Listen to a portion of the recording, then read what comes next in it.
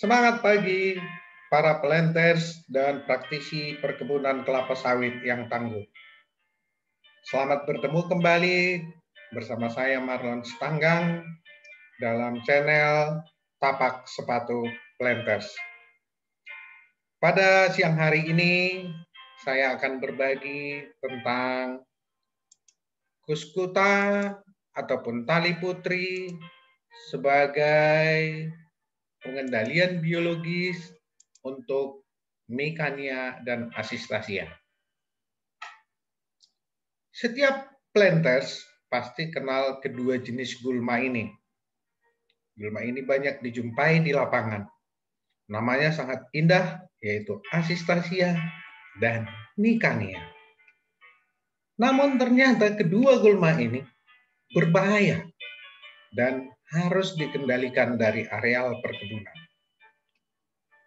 Mengapa harus dikendalikan?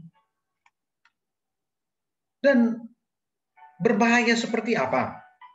Ini tentunya menjadi pertanyaan-pertanyaan yang sangat menarik untuk kita kaji. Pertanyaan-pertanyaan yang sangat menarik untuk kita jawab. Dari pengalaman di lapangan, ternyata bahwa Asistasia intrusa merupakan gulma yang rakus terhadap unsur hara kalium. Hal ini dapat kita lihat dengan tumbuhnya Asistasia intrusa pada tumpukan tankos, bekas tumpukan tankos ataupun areal-areal yang sudah diaplikasikan dan kosong kelapa sawit. Asistasia ini tumbuh dengan baik pada tanah subur dan tanah yang lembab. Dan tidak kalah penting bahwa Asistasia tumbuh dan tahan terhadap naungan, sehingga umumnya dijumpai pada areal tanaman menghasilkan. Lalu bagaimana dengan Micania micrantha? Ternyata Micania micrantha merupakan gulma yang rakus terhadap nitrogen. Hal ini dapat kita lihat di mana Micania umumnya dominan pada areal bukaan baru ataupun land clearing.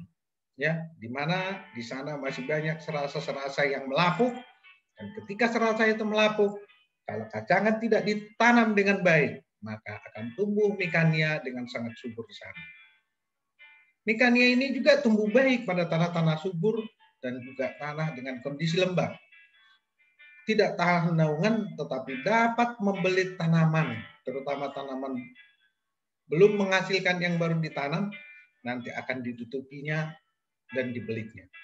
Tentunya hal ini akan mengganggu pertumbuhan tanaman dan juga jelek secara estetika. Dengan terganggunya gangguan tersebut, maka akan menyebabkan masa tanaman belum menghasilkan akan semakin panjang. Berikut ini beberapa dokumentasi Micania di areal TBM dan Asistasia di areal PM. Ini Asistasia di bekas tumpukan tankos, Micania di areal TBM yang kaya nitrogen, dan areal bekas tumpukan tankos ini juga kita ketahui kaya akan kalium.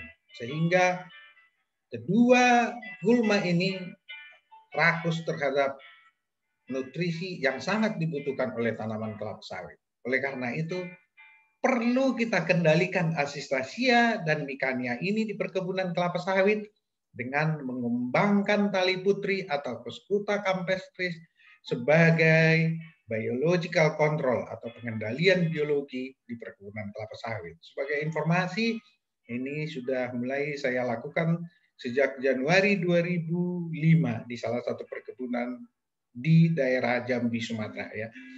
Dan sudah pernah dipresentasikan di pertemuan teknis kelapa sawit tahun 2005 di Yogyakarta, di mana pada saat itu saya bersama Bapak Rosdesmeyer de Kenon dan Bapak Nenggolan menulis sebuah makalah tentang bagaimana metode dan kemungkinan penggunaan Asistasia, penggunaan tali putri untuk pengendalian Asistasia dan Micania sebagai secara biologis pada perkebunan kelapa sawit.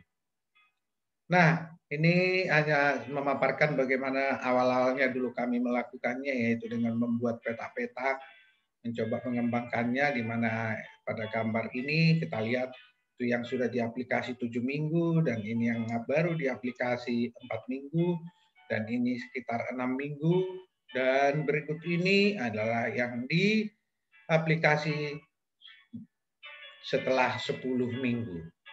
Nah, fakta apa yang bisa kita dapatkan lagi dari asistasia dan mikania seperti yang saya sampaikan tadi, bahwa rakus terhadap nitrogen dan kalium. Dari data ini merupakan data analisa kandungan NPK dan Mg pada asistasia dan mikania yang kami ambil di 5 lokasi yang berbeda. Ternyata kandungan kalium pada asistasia lebih tinggi dibanding dengan kandungan kalium pada mikania. Demikian juga kandungan nitrogen lebih tinggi pada mikania dibanding pada asistasia.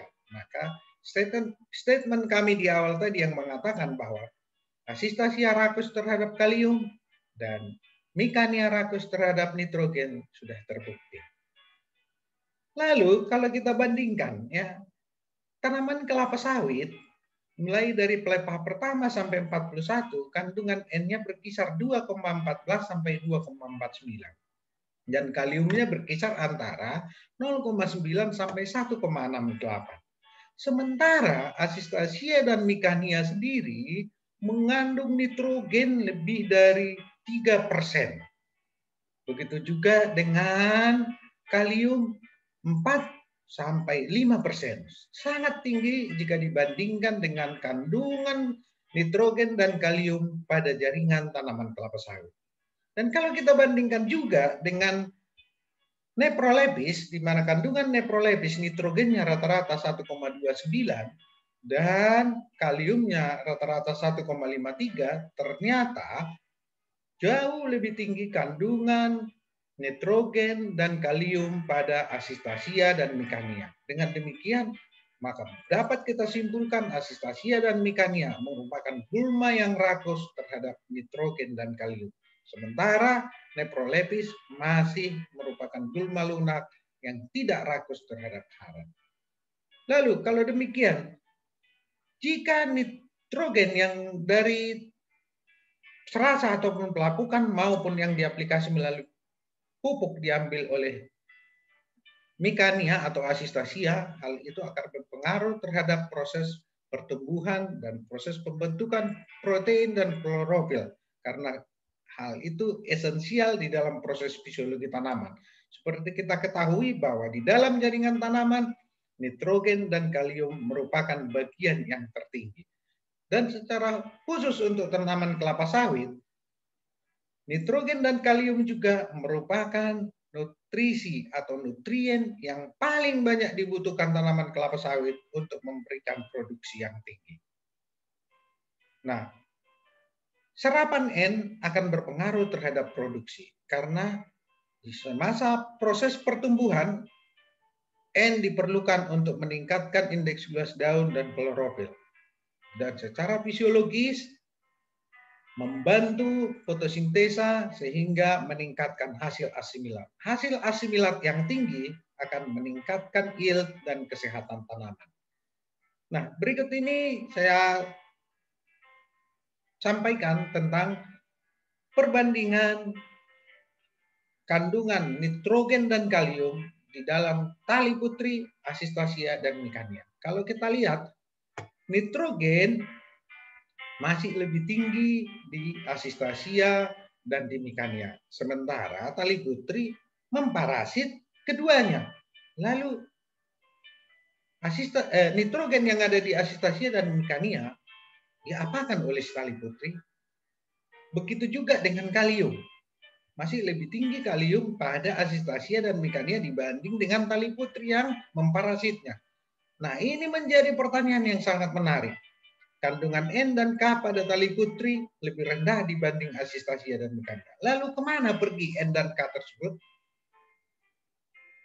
Seperti kita ketahui bahwa tali putri atau peskuta memparasit sulur atau batang daripada tumbuhan inangnya, sehingga dijepitnya, dihisapnya sampai mati.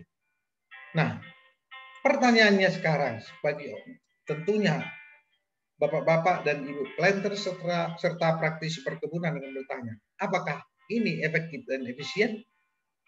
Bagaimana cara mengembangkannya? Bagaimana dengan fungsi kalium dan hubungan dengan kalium? Kenapa tidak dijelaskan? Penasaran? Tunggu seri berikutnya. Bersama saya Marlon Sitanggang di channel Tapak Sepatu Planters. Terima kasih.